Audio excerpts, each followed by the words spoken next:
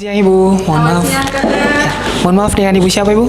Saya Ibu Ahsani, saya salah satu dosen Muslim di Prodi Agama dan Budaya Fakultas Ilmu Sosial Keagamaan. Mohon maaf Ibu, izin bertanya.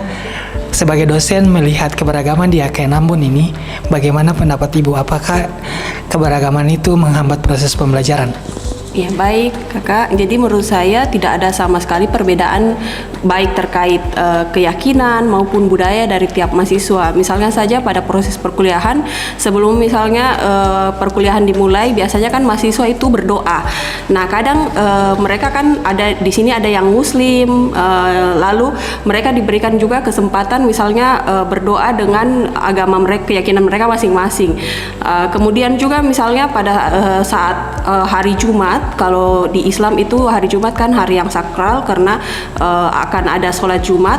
Nah ketika misalnya perkuliahan atau ada kegiatan-kegiatan terkait kegiatan mahasiswa dalam proses pembelajaran, biasanya ya mahasiswa yang berbeda keyakinan itu diberikan kebebasan untuk beribadah gitu. Jadi mereka diberikan hak untuk melaksanakan ibadahnya gitu. Jadi itu saja Kak. Apa inisiatif kampus atau strategi kampus untuk mengakomodir segala kepentingan keberagaman ini supaya semua mahasiswa yang ada di AKN Ambon ini merasa bahwa mereka dihargai dengan keberagaman mereka itu? Ya, baik. Jadi salah satu strategi kampus misalnya dengan memperkenalkan kampus ini yang memiliki semboyan harmoni dalam keragaman itu ialah misalnya melakukan sosialisasi ke komunitas-komunitas berbeda. Apalagi di Ambon ini kan ada segregasi wilayah ya. Jadi walaupun misalnya masuk ke komunitas Muslim, kami juga datang untuk sosialisasi, lalu kami merekrut mahasiswa baru dari komunitas-komunitas yang berbeda. Yang terakhir Ibu, bagaimana peran kampus untuk mendukung dialog antar budaya di AKN Ambon khususnya di lingkungan mahasiswa? Baik Kak, jadi peran kampus kita sebenarnya untuk menerima mahasiswa yang berbeda baik keyakinan maupun agamanya menurut saya sudah baik sekali. Jadi misalnya saja di kampus ini ada program-program yang dilakukan oleh pusat-pusat studi maupun prodi-prodi dari tiap masing-masing fakultas, seperti misalnya kegiatan nonton film Beta Mau Jumpa itu bukan saja hanya melibatkan dua komunitas Islam dan Kristen, tapi juga misalnya mengakomodir agama-agama suku yang ada di Maluku sini. Lalu misalnya di Prodi Agama dan Budaya juga melakukan beberapa program itu terkait sosialisasi juga kepada mahasiswa-mahasiswa yang berbeda budaya. Misalnya saja kegiatan ngopi yang membahas beberapa tema terkait isu-isu sosial maupun budaya yang ada di Kota Maluku, di Kota Ambon khususnya di Provinsi Maluku ini. Oke, baik, terima kasih Bu. Semoga informasi ini menjadi bermanfaat bagi masyarakat. Amin.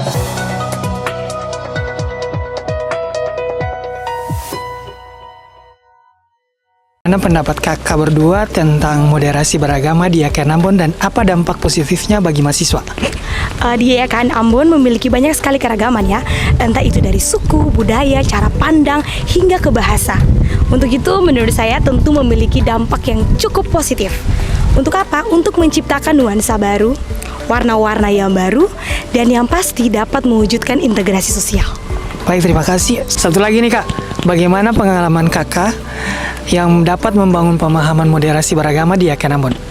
Kalau saya, menurut saya pengalaman saya yang sampai sekarang berada di AKN Ambon, teman-teman saya yang sekarang sangat memberikan dampak positif, seperti mereka selalu mengingatkan saya untuk selalu sholat, berpuasa Senin Kamis, dan selalu bilang kepada saya jangan pernah minder untuk berada di AKN Ambon. Bagaimana mahasiswa AKN Ambon itu bersatu meskipun mereka berbeda-beda? Kalau menurut saya pribadi, di AKN Ambon ini memiliki banyak sekali kegiatan-kegiatan yang akhirnya menyatukan kami yang berbeda-beda. Misalkan ada diet natalis, akhirnya menghadirkan tari-tarian dari Papua, dari Buru, dan punya bahasa-bahasa yang cukup menarik yang akhirnya mampu membuat kami selaku mahasiswa dapat mengerti kosakata baru. Misalkan di dalam kelas kami saling sharing culture shock dan lain sebagainya. Akhirnya menurut kami dari Maluku, kami tidak tahu makanan khas dari Papua, bahasa dari Papua. Akhirnya kami bisa sadar bahwa oh ternyata bahasa Papua seperti ini, makanannya seperti ini, orang Saparua tuh bahasanya seperti ini, tekanannya seperti ini, dan lain sebagainya.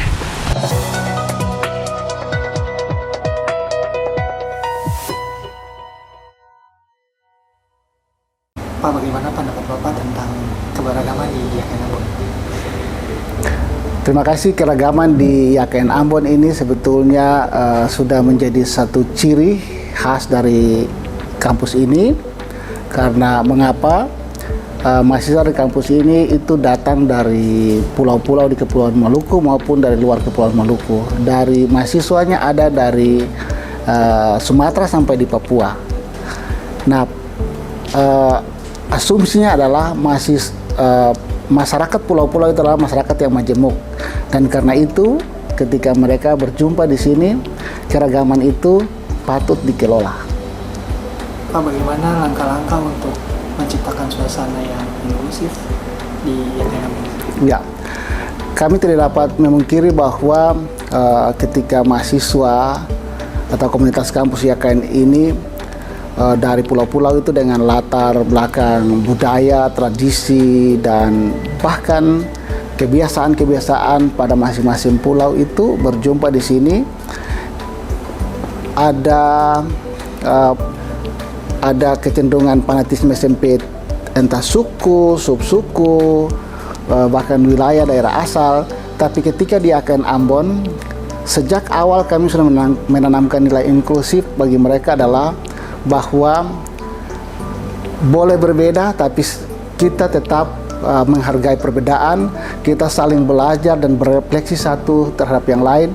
Dan penting orang Maluku misalkan tahu tentang orang Papua, tahu tentang orang Sulawesi, tahu tentang orang Sumatera, orang Jawa.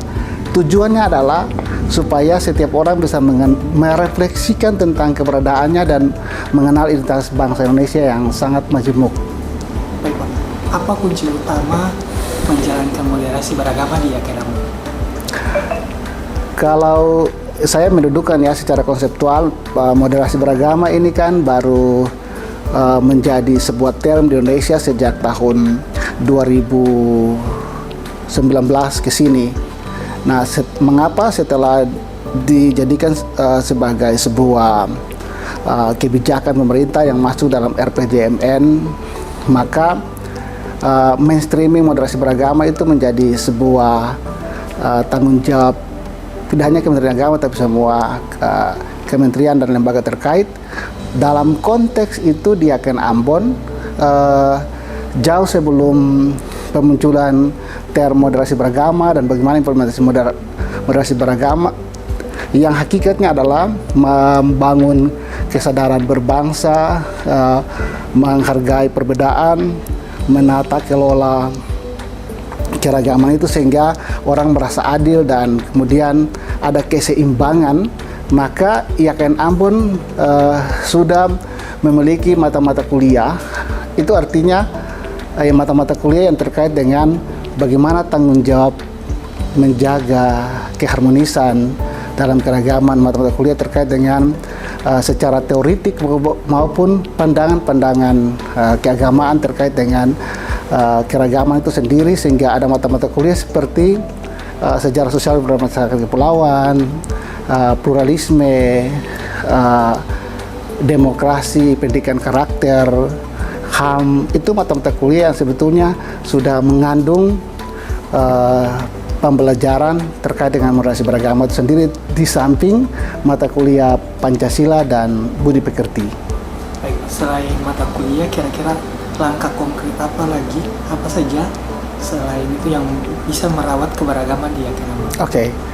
Untuk YKN Ambon sendiri, kita ketahui bahwa dengan tagline kampus harmoni dalam keragaman, itu kita mewujudkan dia dalam seluruh aktivitas Tridharma. Dalam pendidikan pengajaran, kami punya 5 mata kuliah institusi yang itu diajarkan di semua program studi itu terkait dengan pengelolaan keragaman.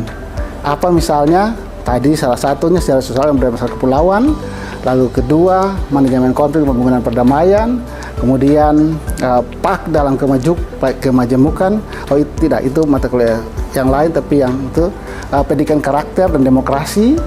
Kemudian ada yang lain yang semuanya itu bermuara pada membangun sikap saling berterima, saling menghargai satu dengan yang lain. Itu yang formal terkait pembelajaran.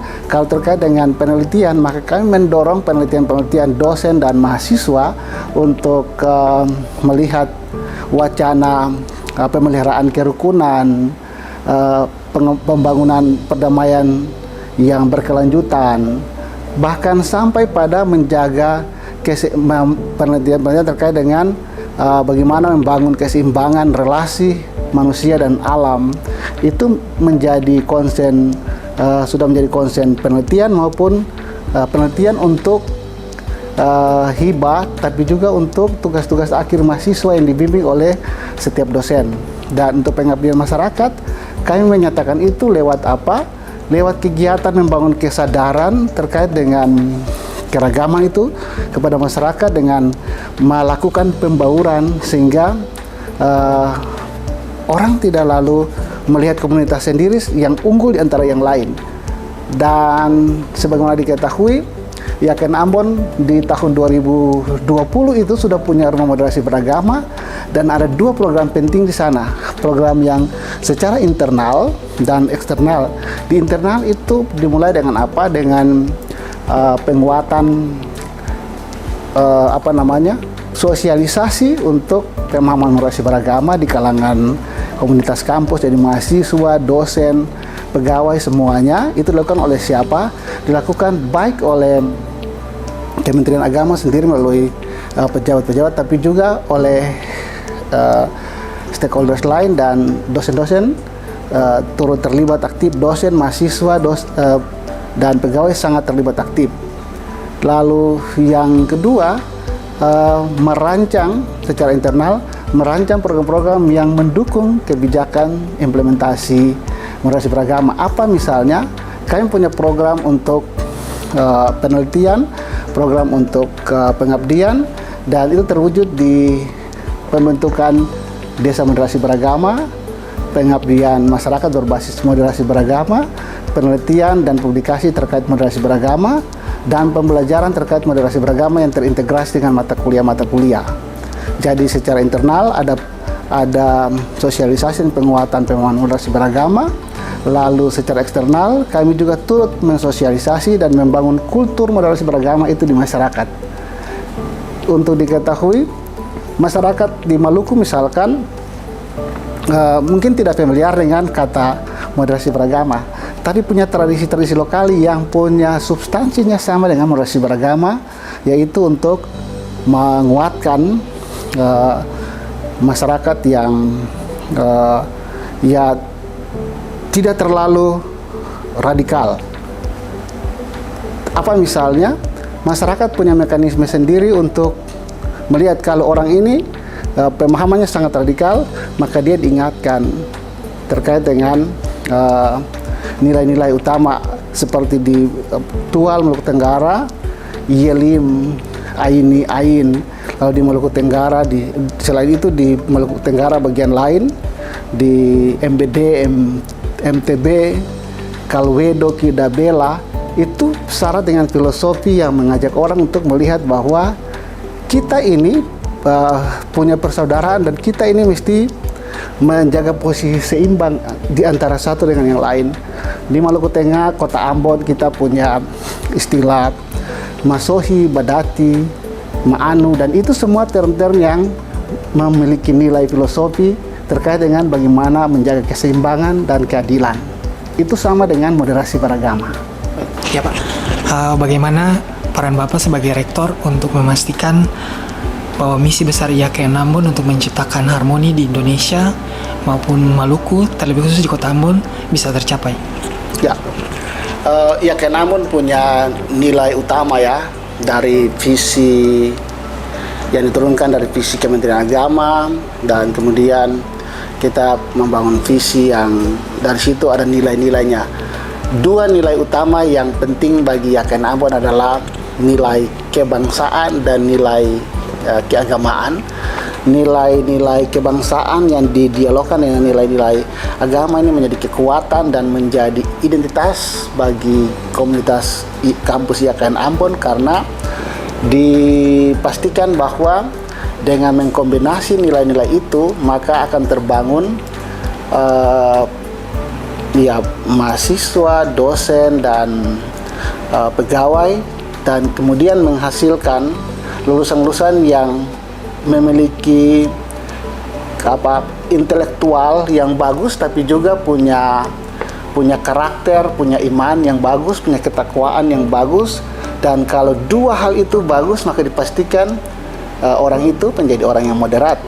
Nah, sebagai pelopor bagi implementasi moderasi beragama di Indonesia, maka melalui Rumah Moderasi Beragama kita memiliki kolaborasi dengan selain masyarakat di Maluku, tapi juga dengan komunitas-komunitas di luar Maluku untuk turut mensupport baik itu penelitian maupun pengabdian masyarakat yang hasilnya itu dapat berupa publikasi maupun dalam bentuk pelatihan-pelatihan yang membangun kapasitas masyarakat atau kelompok-kelompok masyarakat. Apa yang kami sudah lakukan sebagai contoh, kami itu dalam beberapa tahun terakhir itu membuat short course multikulturalisme, dan itu melibatkan siapa? Kami buat terutama sasaran kepada kelompok pemuda. Nah, tapi kami juga mensasar kelompok anak-anak. Kami mensasar kelompok orang tua, terutama perempuan, untuk pemberdayaan. Itu kami melakukan dalam program dalam bentuk di Desa Binaan Moderasi Beragama. Kami melakukan pemberdayaan kepada kelompok perempuan yang lintas agama. Lalu kemudian kami membina anak-anak lintas agama untuk bermain musik.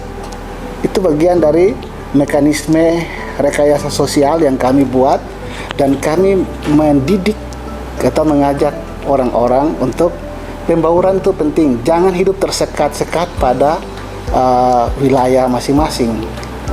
Karena kekhawatiran kami, kalau salah satu dampak konflik, oke, orang hidup tersegregasi secara wilayah, tapi jangan tersegregasi dari segi pemikiran dan dalam pergaulan sehari-hari.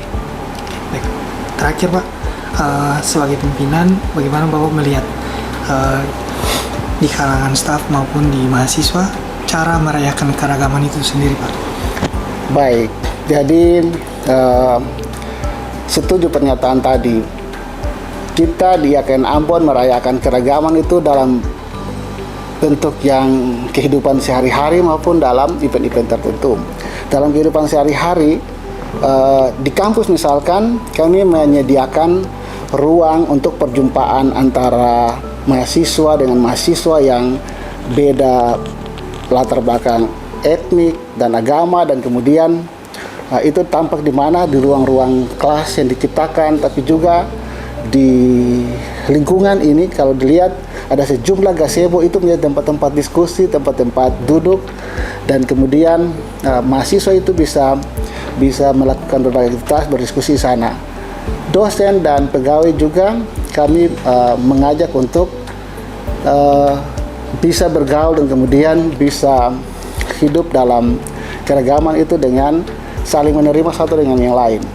Kami institusi agama Kristen Negeri Ambon ini, kalau orang mendengar, oh ya ini kampus dalam tanda petik identitas agama dan Kristen, tapi kami punya dosen yang beragama Islam, kami punya pegawai yang beragama Islam, kami punya mahasiswa beragama Islam dan Hindu, dan kami berharap bahwa pembauran yang diciptakan di kampus itu akan berdampak pada mereka di masyarakat. Ketika mereka kembali ke masyarakat, mereka juga tidak ragu untuk melakukan perjumpaan pembauran dengan yang lain. Terakhir sebetulnya kalau dalam kaitan dengan event-event, kami melakukan pentas budaya seni itu sebagai bagian dari cara mengapresiasi keberagaman yang kita miliki. Dan itu kita lakukan terutama menjelang perayaan HUT lembaga atau Dies Natalis, dan kemudian kita lakukan juga di momen-momen akhir semester dalam Porseni, dan itu bisa tampak bagaimana cara mahasiswa, dosen, pegawai mengekspresikan identitas mereka. Sehingga saya memastikan bahwa di kampus IAKN Ambon saat ini saya mungkin tidak bilang 100% karena belum semua orang terlibat, tetapi bahwa kebanyakan mahasiswa yang masuk ke IAKN Ambon itu pasti inklusif. Dosen dan pegawai saya memastikan juga bahwa semua kemarin sudah mendapat sosialisasi moderasi beragama, sudah mempraktikannya, dan yang penting lagi sudah ikut tes terkait dengan mengetahui sikap moderasi beragama dari masing-masing, dan itu semua mendapat penilaian baik dan sangat baik. Terima kasih. Baik Pak, terima kasih Pak.